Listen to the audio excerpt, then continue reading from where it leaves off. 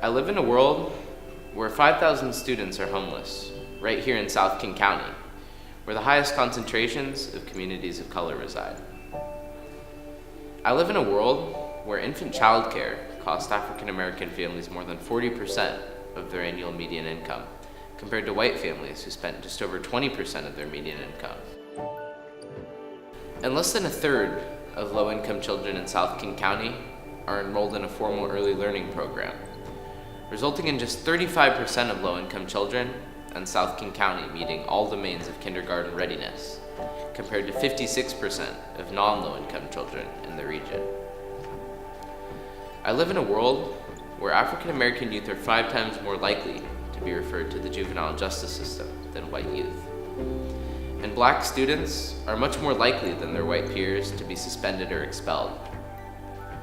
12% of black students in South King County experience exclusionary discipline, compared to 3% of their white peers. I live in a world where white residents were almost 2 times more likely to own a home than people of color, and people of color experience poverty at nearly 3 times the rate of white residents in King County. This is America, and this is now.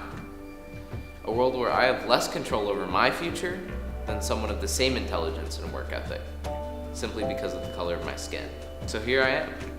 I'm a son, a big brother, a leader in my community, and at the top of my class with a clear vision of my future. Just like so many have come before me, I want to participate in the future of my country and my community. I want to pursue my dreams. So what does it mean to invest in young men and women like me? I can tell you, it means everything.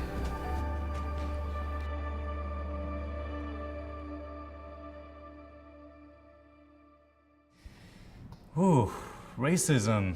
Wow, we just got very deep very quickly, huh?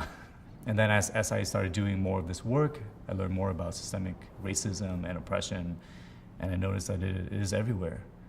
And it's pervasive. It's like the air that we breathe, and we're not even aware of it. When I was 14, I had a very close encounter with our criminal justice system, and saw that state and elected officials, government, and institutions, including our schools, were set up in a way to throw away certain kids. We are starting from a place of deficit where there have been decades of underinvestment in communities, and I think the city has an opportunity to really lead with race and to change outcomes for communities all across the city, whether it's in education or it's access to opportunity, whether it's transportation, whether it's where they live and making sure it's affordable. I think we can be a really powerful tool for positive change. Investing in racial equality or racial equity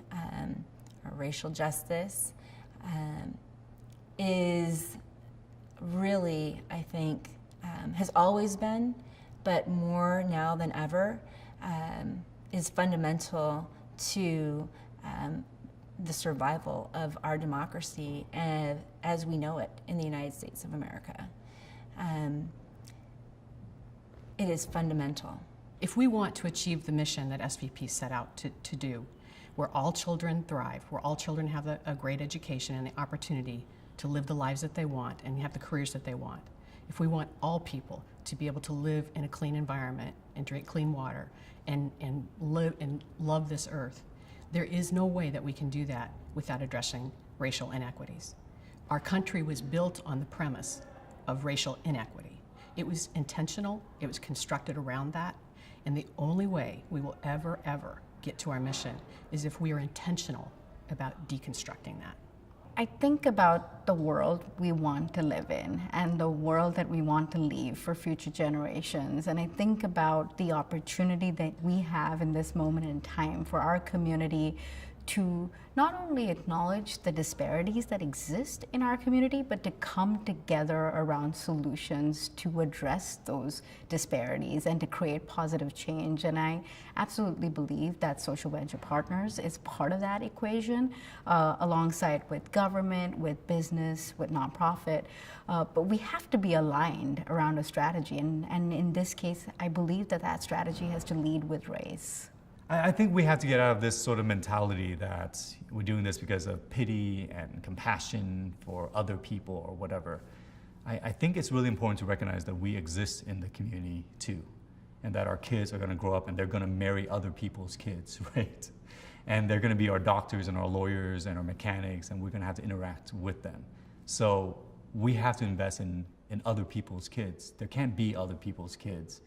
We have to treat every kid as if they're our own kid. And so I think in many ways, racial equity work is around that. It's about seeing the humanity in people and ensuring that they get the resources they need to be successful and to fulfill their full potential, because we all benefit when they do.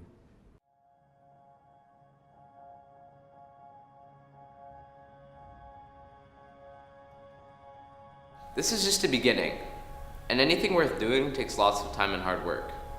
Is it uncomfortable? Yes. My white friends and family struggle to know how to get involved.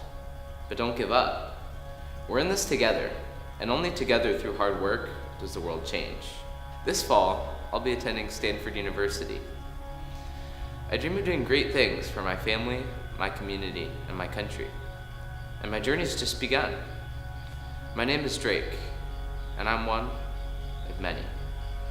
Invest in our future.